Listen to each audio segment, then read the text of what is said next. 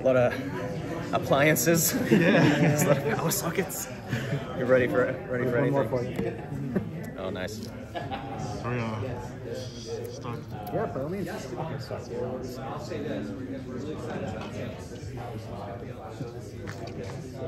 So, I'm not going to give any spoilers, but is there any particular thing that you loved about season 4 that you're looking forward to people seeing that's making you excited? In relation to my character or just in general? Yeah, in relation to your character. I think that for me, one of the most exciting things about this season is that we really get to delve into Connor's story of identity, and he gets to figure out and wrestle with really who he is and who he wants to be. It's something that we've scratched the surface on in the past and we've alluded to it, but this season we're picking up those story threads that from way back in season 2 when we first introduced the character, and now we get to fully kind of go in and explore those great themes and those two influences of the Superman and the Lex Luthor, and how they coalesce into this one person, Connor, and the different directions that he could go potentially. That's, I think, the most intriguing thing.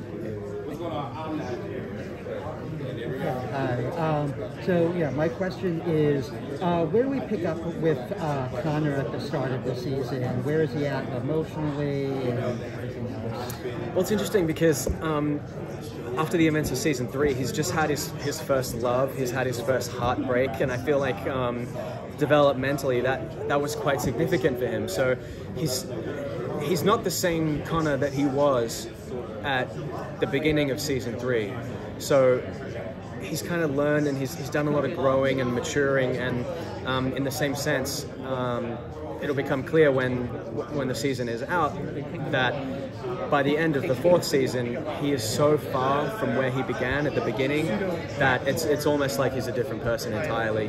There's so much growth and so much development and this incredible character arc that takes place in season 4 that I'm really excited for people to see, because it's not often that you get to have such a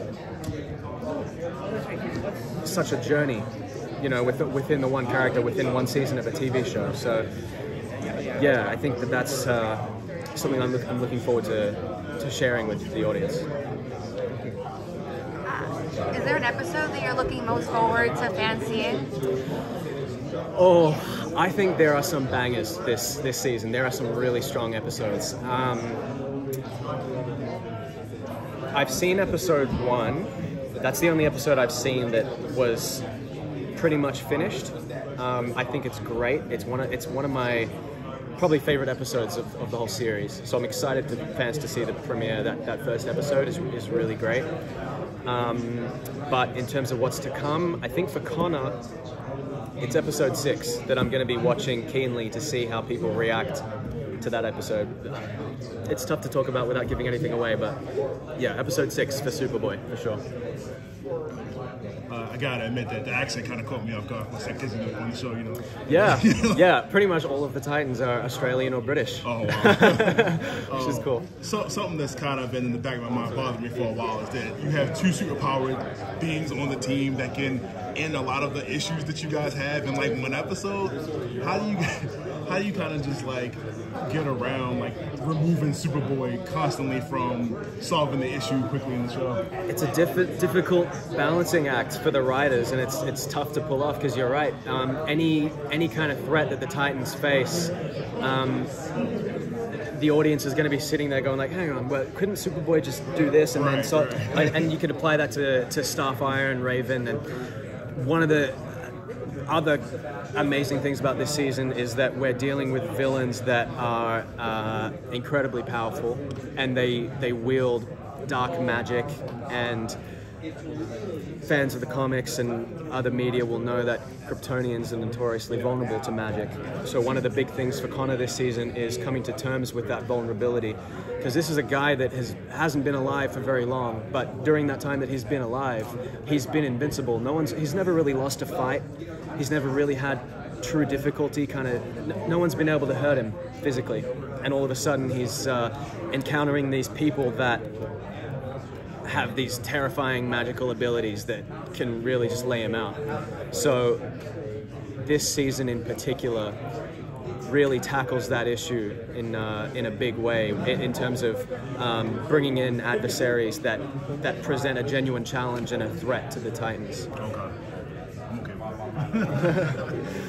Hey, so Hi. I was wondering, like, I mean, because, you know, given that you're playing Superboy and you've seen the journey of his growth thus far, I'm pretty sure obviously you've been familiar with the comics and knowing the nature between, like, Superboy and some of his fellow Titans members. Were there any particular moments in this season that you feel like represent some of those elements, like, between you and Dick Grayson? Did we get more scenes with you and Dick Grayson this time around? Oh, yeah.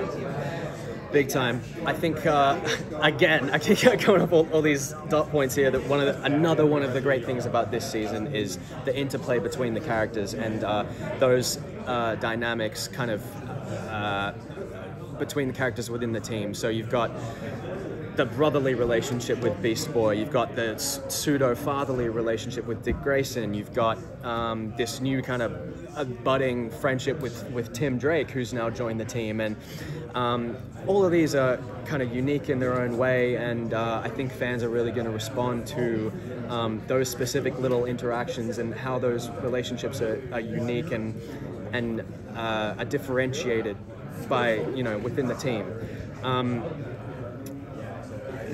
Yeah, I don't want to give too much away, but those relationships, particularly the relationship with Dick Grayson, play a big role in Connor's story this season, and Connor has to rely on his family, and like any kind of kid growing up, he wants to rebel, but then he comes back, you know, and you see those relationships shift, and you see the just how important those people are to him in his life. So your character, your character in the show in general, really reach into some far corners of the DC universe. Yep. And I'm wondering, as an actor, when you read on the script that they're going to be bringing something like that to life, do you lean more anxious or do you lean more excited? Excited, because I'm a fan of all this stuff. I'm a fan of the genre. I've read some comics, I watched a lot of the cartoons growing up, and that stuff, whenever I see anything new, just makes me giddy and excited. And then maybe on the day of shooting, if there's something particularly significant that we have to pull off that I know is going to come under a lot of scrutiny, then I might all of a sudden start to feel the anxiety and the pressure of that. But that's really not conducive to creativity, so you kind of have to squash that down and allow yourself to be creative and trust what's on the page and trust all of the talented people that you're working with, that you know are going to bring this story to life and introduce these elements that, as you say, people are quite attached to. Any time that an actor steps into any role that's Superman related, Right. it's a lot of pressure. Yeah. It's such an iconic role. How has that kind of pressure changed over the course of the time that you played the character in the different seasons? That's a good question. I think at the beginning is when I felt the most pressure, when no one had kind of seen what we were going to do or what I was going to be like in the role, and people had a lot of ideas and preconceived kind of notions of who this character is and what they wanted to see. And once they were kind of presented with our interpretation and me in the role, I've really been feeling the love from the fans, and I really appreciate that. I'm really proud of what we've done. I'm proud of the past two seasons, but particularly this season, I'm proud of how we've developed the character and the different directions we've taken him in, because there's still so much to mine there, and there's still so much depth to this character that we're uncovering and finding, and I think the fans are really going to respond to that. So now my approach now is just one of confidence and excitement, and I feel a certain sense of ownership now that maybe I didn't really have in season 2, and I kind of feel like I know the character very well now, and I in some ways I have somewhat of an authority in terms of I know which creative choices are gonna pay off, and maybe which ones we should steer away from, and that only just comes from time and time in the role, and that pressure isn't something that I really worry about. Thank you. Thank you. Man.